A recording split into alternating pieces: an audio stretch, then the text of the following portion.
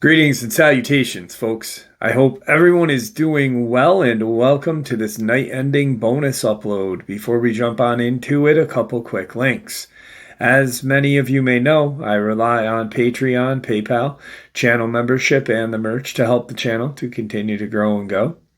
Links to Patreon, PayPal, and channel membership is in the description below, the merch displayed directly under the video. Also, Dogman Frightening Encounters, Volume 1 through 3, the audiobook versions. They were written and researched by Tom Lyons, narrated and produced by me, Jeff Nadolny. These audiobooks are available on Audible, Amazon, and iTunes, links to which are also in the description as well. And finally, last but definitely not least, if you'd really like to help support the channel to continue to grow and go, simply subscribe. It does not cost a cent. Click the like button, takes half a second. If you don't want to miss out on any of the informative uploads I put out daily, click that bell icon, and folks, please leave a comment and share the video. Why? Well, because all of these things really do help the channel to continue to grow and go. They definitely do matter, and they are appreciated. And with that, I have taken far too much of your time. Let's jump in to this night-ending bonus upload, shall we? Today's first terrifying experience. I figure that sharing this experience may make someone else vigilant with their own loved ones while in the woods. I'm going to be extremely detailed, as I know there are many people who are very well versed in investigations and in research pertaining to this subject, and details do matter. The location of this experience is in Washington State, in Mount Baker, Snoqualmie National Forest, just outside of Greenwater, Washington. To narrow this down a little bit more, we are talking about an area that oversees Stampede Pass, very middle of nowhere. To give a little bit of background on my wife and I, we are decently skilled in the woods and desert. We are one of those weird couples that use our PTO driving around the country, overland camping in terrible conditions, before a 3-day party in Vegas and drive home. We've been lost in the woods, broken down in the woods, had negative interactions with bear, had a female cougar hang out in our campsite during mating season. YouTube what that sounds like. It's pretty crazy. Moral of the story is we are confident and experienced with no help. The freedom of all of this is something we really enjoy. My wife is a dental assistant raised by her mother, who is a saleswoman, and a father who is an aircraft mechanic. Prior to our relationship, she had little to no experience in the woods, but that changed pretty quickly once we started seeing each other. At the time of this experience, she had gained a lot of experience in the woods. I was raised by a Vietnam combat veteran turned drill instructor, turned 37-year street cop and firearms instructor. I grew up on the range. Following high school and a couple of nowhere jobs, I ended up becoming an armored car guard, which is a job that I have and had for 11 years now. With my dad being a hardcore outdoorsman, naturally, I followed suit. This is a weird detail to include, but it will make sense later. My wife and I are avid dog people. We absolutely love our dogs. They are one of the most important things in our lives. When our last dog had a medical incident, we were the people on the floor giving doggy CPR. If something happened to my wife or I, there would be a response, but you heard our dog, John Wick, becomes a documentary. The time frame of this experience was about 3 summers ago, mid-June, on a quick one-night camping trip that spanned approximately 18 hours. We arrived at our campsite in mid to late afternoon. We tried to make it to a campsite that we knew and wanted to visit, but unfortunately there was still too much snow on the ground at that elevation, and as we only had one vehicle, we couldn't safely make it there. One detail that I want to include is how difficult it is to make it to this campsite. We had been exploring for quite some time after we realized we couldn't make it to our intended destination. The road leading up to this campsite is extremely steep. I remember making the comment to my wife that I hope that I don't have to back down, so we may not make it. Our rig is pretty built with all the aftermarket things you'd expect: skid plates, bumpers, tires, suspension, snorkels. It took some very legitimate technical driving to get there. It appeared that the campsite had not been used for some time, probably a couple of years. No garbage, very dusty on the edge of a cliff overlooking a valley. One thing that made this campsite unique was that it was in an area that had been burned out in the previous year's fire. So where you may be used to seeing the green forest of the Pacific Northwest, this had a little bit more of that ominous feel, as all of the trees were basically burnt out black sticks sticking out of the ground. The weather on this day was practically beautiful. Very warm, upper 70s, and no wind. One thing that stuck out to me immediately upon exiting the Xterra was just how quiet it was. The normal sounds of the woods just were not there. If you have tinnitus, you will know what I mean when I say it's one of those places where it's so quiet that you almost instantly, tinnitus will kick in. Setting up camp was pretty much business as usual. After setting up our ARB awning and the awning room, my wife quickly went sunbathing. I pretty quickly went into my normal routine of using the opportunity of being in the woods to run range drills. After a couple of hours, it did start to cool down a little bit. I went through the process of getting a fire prepped so later I wouldn't have to do it in the dark. I remember specifically that it was when I was picking up my brass from running drills that I started to just get a little cold. I'd been wearing shorts and a tank top and body armor all afternoon, so I headed into the awning room to change into some pants. I remember sitting down on my cot and thinking that I heard a dog bark. I stopped what I was doing and waited for a second, and as clear as day, I could hear a dog barking. The sound of the dog barking was extremely clear. This wasn't anywhere near the sound of some other animal in the woods. This is what you would expect to hear in your home neighborhood. This is what you would expect to hear from your neighbor's dog 2 houses over. Outside of the tent, I hear my wife say, "Is that a dog?" I had responded back by saying, "Do you see anyone?" She had responded back saying, "No, but it sounds like it's coming from over there." As I poked my head out of the tent, she's pointing in the direction of where I had been shooting, which was essentially into an overgrown area past a berm that I had been using as a backstop. Interestingly enough, the barking stopped. I finished getting myself situated and exited the tent and walked toward the area that the barking had been coming from. I found nothing there, no evidence of any kind of animal, and furthermore, no evidence of what typically comes with a dog, a person. To be clear, the area that this barking was coming from is not an area that somebody could reach with a vehicle. There also is no alternate route they could have taken to allow somebody to drive around and approach us from the opposite side. We had taken the only road to get there, and drove it until it ended. Nothing else is even close. We discussed the possibility that maybe it was a lost dog, maybe someone had driven out here and abandoned a dog. And so we essentially went into a 3 to 5 minute session of trying to call in this dog. My wife begged for us to go and look for it. I said no. There was basically no response. It went back to being just as quiet as when we had gotten there. I don't want to say that either of us were really upset or unsettled at this point, but we were definitely feeling a little bit more heightened sense of vigilance as what was going on around us. As I said before, where there's dogs, there's people, and there really shouldn't be any people out here. We had negative experiences with people in the woods before, so naturally, any time that we may run into people in unusual circumstances, we are very careful.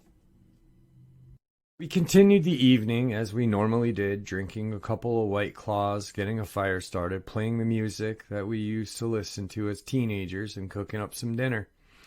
At this point, it's getting to be around 7 p.m.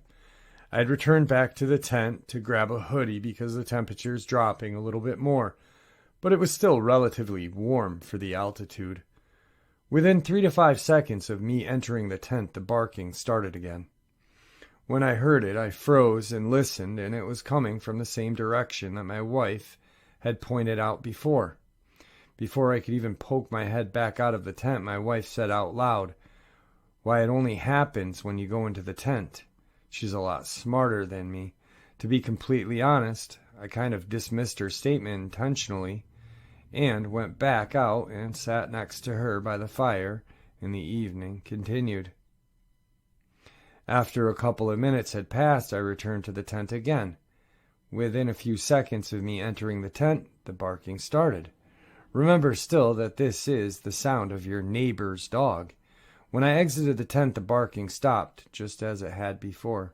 At this point, my wife and I shared one of those very brief moments where you lock eyes with somebody, and without saying anything, you know something's wrong. It's so difficult to describe the moment, but you just knew something was wrong. I remember turning into the tent and starting to put on all of my gear that I was using when I was running drills. We had wildlife encounters before. This was different. Something felt extremely wrong with what was happening. I put my plate carrier and my weapon and started the process of loading the magazines that I had emptied out while running drills. One thing that I remember as being practically unique was that my wife came into the tent with me and helped me start loading magazines. This is very unusual, as she is somebody who is always pretty and has her nails done and absolutely hates loading magazines. So looking back on this, I think that this really speaks to how creepy the situation we had found ourselves in, that she would ditch the nice spot by the fire to get into the tent and load mags. I remember when we exited the tent, both my wife and I commented on how it seemed like it had gotten extremely cold very fast and very early.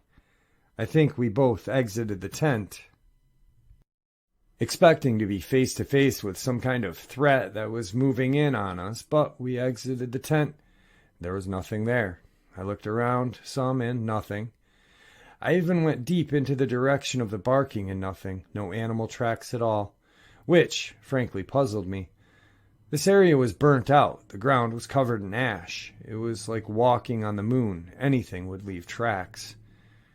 We tried to return to somewhat a normal camping trip feel, if being by the fire in a full kit is normal to you. My wife sat back down by the fire. At this point, I refused to sit down, and I was more just moving around the campsite and keeping an eye on the surroundings. At this point, I'm moving around the campsite, and my visibility is starting to drop some. It's not necessarily dark, but in the woods, even being burnt out woods, it's just starting to get difficult to see more than just a few feet into the tree line. I returned to the tent to grab my helmet. With PVS 31S, leave me alone, I like my freedom. And as I walk to the tent, I make the comment to my wife that I swear to God if I hear that barking again, I go into the tent barking. Now I'm mad and scared, honestly. We started to touch on something that is so unusual in the woods that it's difficult to explain to yourself. Going back to our short planning before this camping trip, one of the reasons that we decided to take this quick camping trip was because it was just going to be a nice, easy trip. There was absolutely no adverse weather anywhere on the forecast in days before, during, or after when we were taking this trip. In a time of less than 30 minutes from this beautiful evening with not a cloud in the sky changed into somewhat a weather nightmare. The winds picked up to the point that I actually had to use a tie-down strap that I normally never used, even in serious storms. And a heavy fog blew in, which was extremely weird for this altitude in June. I'll never forget thinking to myself that with this fog and the wind, the fog should blow through within a few minutes. but the wind continued to blow and the fog just wouldn't break. We were talking 25 feet of visibility tops. I couldn't see crap through my noodles, and they kept getting fogged out from all of the moisture. It almost made you dizzy because you could see the fog blowing by, and no matter what direction you looked, and everything was in motion, and it was so cold. Suffice to say, at this point, we called it. Time to go to bed. Naturally, I don't think that either of us really slept. I won't lie and tell you that we heard nothing. It was actually just dead quiet once the wind stopped, about an hour after we had gone into the tent. Usually we sleep in when we go camping, but this was a little bit of a different experience. We ended up basically crawling out at first light. Once we got up, I pretty quickly surveyed the area. It looked like it was going to be another beautiful day, very sunny. So we started our normal morning camping routine. We cooked up some eggs, some bacon, and we were in the process of cooking what we had left of the bacon when my wife said, people.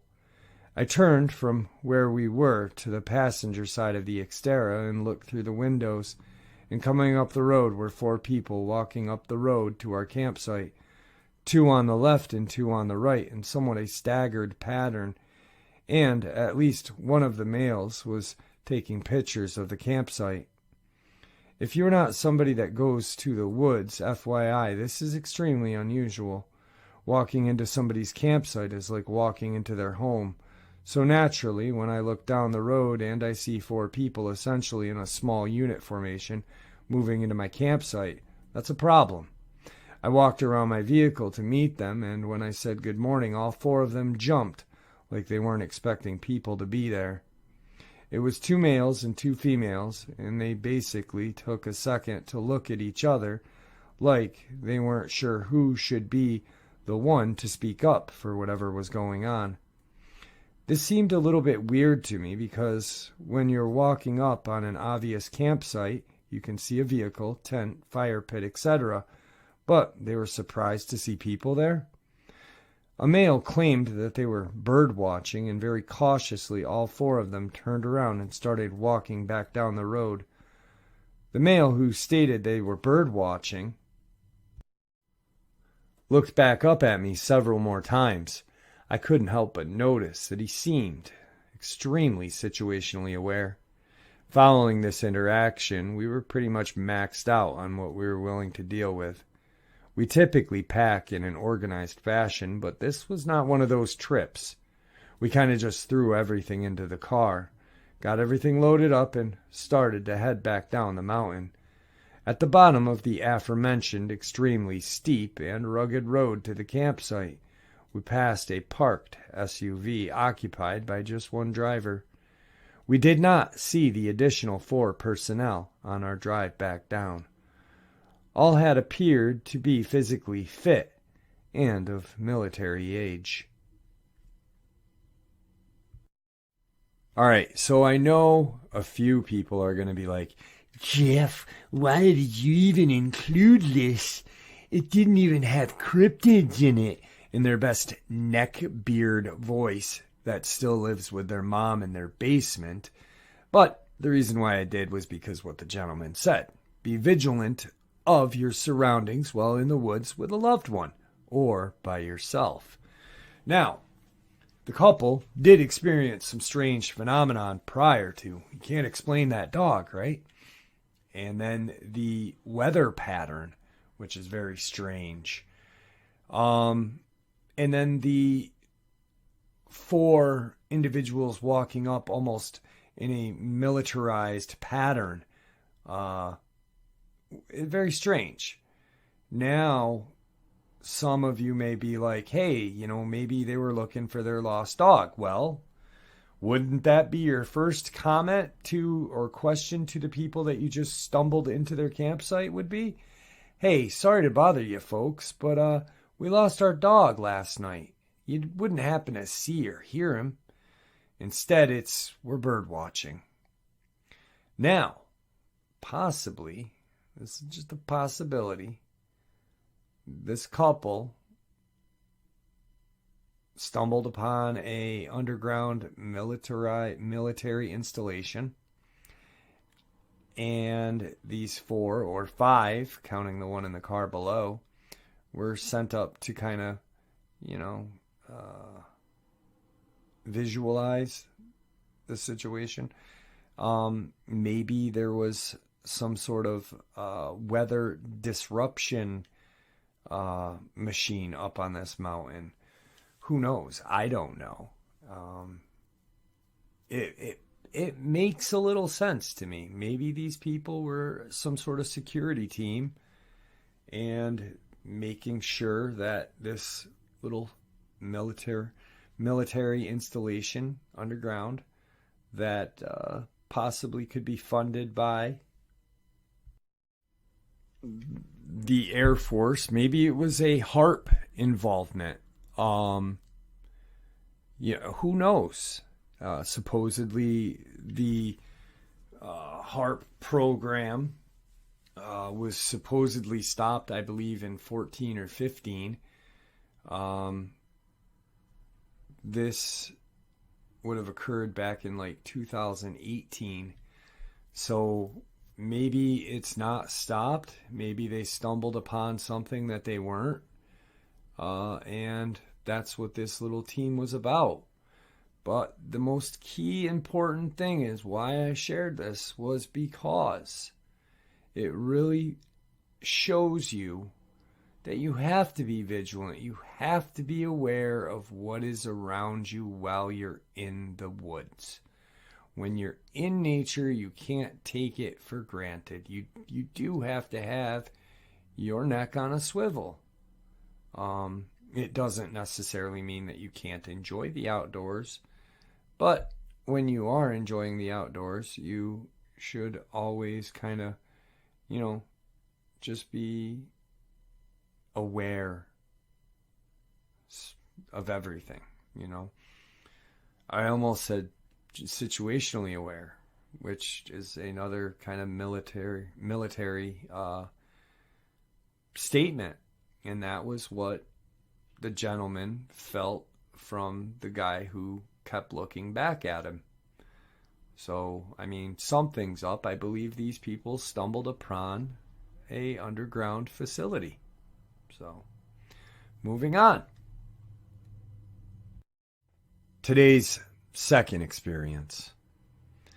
All right, I'm 43 years old, and this took place near Deadwood, South Dakota in the Black Hills when I was in 5th grade.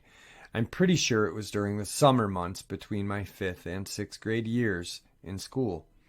So quick math says I was 10, maybe 11. My birthday is in July.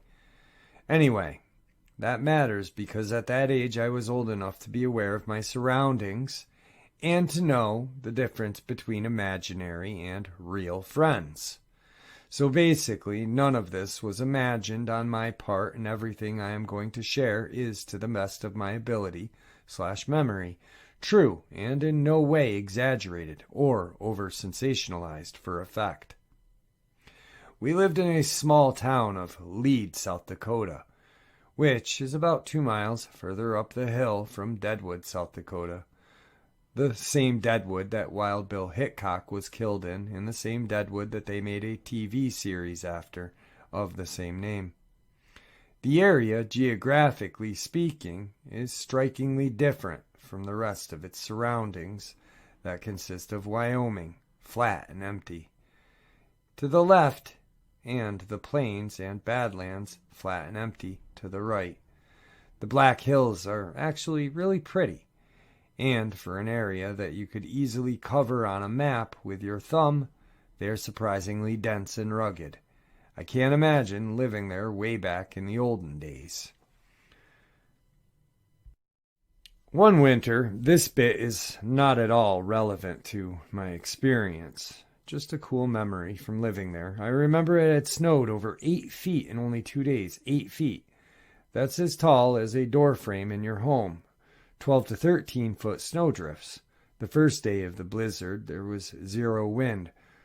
Somewhere, my mom has a photo of at least 2 feet of snow that had stacked itself up on top of the antenna of our old Chevy station wagon. That was nuts. Then the wind came with purple lightning. It was a truly insane place to live. All right, back to the experience.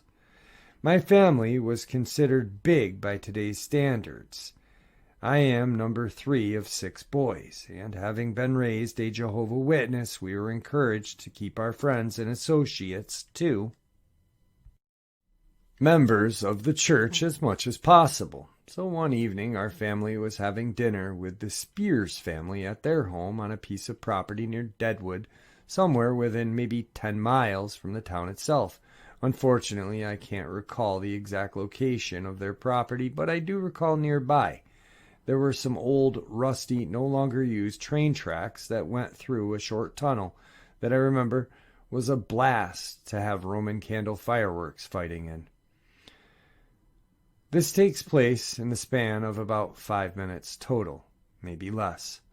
But that evening it was about dusk, and we had already eaten dinner, and the adults were in the house getting dessert ready or doing whatever.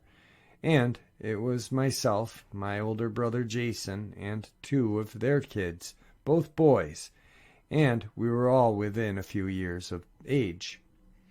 We were out messing around a couple of 100 yards away from the barn that their family was setting up on their property. That was still under construction, but almost finished. It had exterior windows. Unsure if it was actually windows had been installed or not, but it had been a big barn door and everything. I recall we were climbing around up in the rafters of the structures, and someone on the ground level commented about a horrible stench. And within a few moments, this smell caught up with me, who was still making their way down from the rafters of the barn. I can't describe the smell, so I will attempt to describe what it smelled like. Things that smell really bad, I mean really, really bad, cause the human body to involuntarily gag or throw up. This isn't something you can even have time to try and stop. It's a reflex made of everything horrible in nature.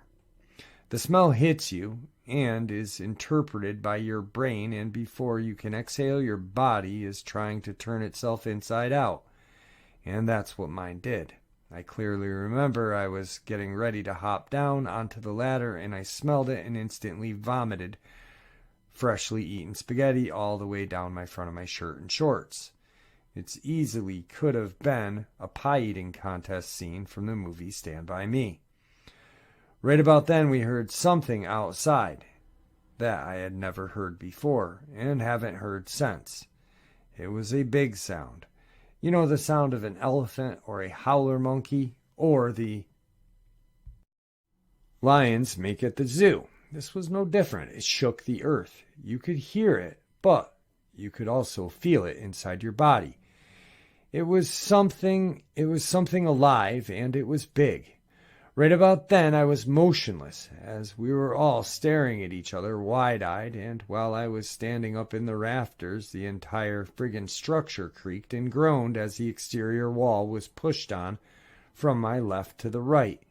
It was violent enough that I had to quickly kneel down and grasp the wooden beam I was standing on to keep from falling down to the ground. I probably moved 6 to 8 inches literally sideways. That's a lot of movement for a single-story structure attached to a foundation to move. The dog was going ape crazy. Its fur was standing straight up on its back, and it was in a defensive posture, holding its ground, looking directly at the place on the broad side of the barn that the sound had come from and the movement originated from, with the big barn door behind it. I hopped down onto the ground and had one of those moments of clarity. Thoughts, is this about to come through the wall? As my brother and the 2 boys we were with started scrambling to find something, anything to defend ourselves with. I think I ended up holding a rusty pair of garden shears or something. I recall the dog, a nice-sized German shepherd, turned toward the door and ran out and rounded the corner in a very offensive attack posture, and it was obvious it was going out to protect its humans or die trying. I'm in my mind 40, and I had never witnessed that kind of split-second bravery, even in a human. One of the boys ran after the dog, clearly concerned that the dog was now in danger, and we all ran out of the barn with our makeshift torches and pitchforks, minus the torches, in an attempt to do something, anything to investigate the dog having put itself in harm's way. Right behind the barn there were bushes, and this hill started up pretty steep, like 45-degree angle. It was steep enough to climb up, but steep enough that it would have been a pain in the ass. It was literally overgrown with brush, trees, and all that other stuff. We rounded the corner of the barn, and all we see is this very dark figure that resembles a 10-foot tall football player. And if its uniform and helmet was a dark-colored ghillie suit. It turned and ran full speed on two legs. I clearly recall it was grasping and spatting while breaking through the trees and bushes on its way up this steep hillside. It was like a cartoon. Dark figure runs up the hill as bushes and trees rustle and break. Then it zigs and runs further as the trees and bushes rustle. Then zags and runs further as trees crash and break and bushes rustle violently. Whoosh, whoosh, crash, slam, whoosh, snap, bam, crash, bang, crash. It was up and over this incline in maybe 10 seconds. This was a mountain, and it ran up faster than I've ever seen anything run ever. It sprinted up an incline steeper than the laws of physics would allow you to drive a vehicle, and completely overgrown with thick brush and trees. The entire encounter, this thing was screaming, louder than I could if I were to curl my lips, and below as loud as I could right now. Hell, it was louder than 3 to 4 adults could yell, if all yelling at the same time, and yelling as if they were trying to permanently mess up their voices. But it wasn't human, but it was screaming. The dog ran back to us after having given up chasing a quarter of the way up the hill, and there we were, all 4 of us kids with a dog, none of us dead. And with the fires of hell lit under our feet, we flew back to the house and exploded on the front door, all of us babbling, panting, and crying, and puke-covered and freaking out. But it was mostly dark by this point, and the adults dismissed us and our story, saying we must have seen an elk, a deer, or a bear. No, I've seen all of those in the wild lots of times. And when was the last time a bear screamed at you and ran up 2 feet? An impossible incline, grasping at everything. Bears don't grasp, and they don't scream.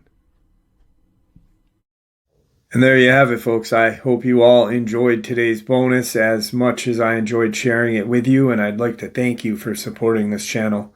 It is, after all, your support that helps the channel to continue to grow and go, and what gives us all a place and a chance to share our experiences and theories judgment-free. Please, everyone, stay safe, happy, healthy, and ever vigilant, keeping an eye on our children, pets, our family, and our friends. These creatures are real. These events have happened. Share this information with those you love and care about, and it may just help save their lives someday.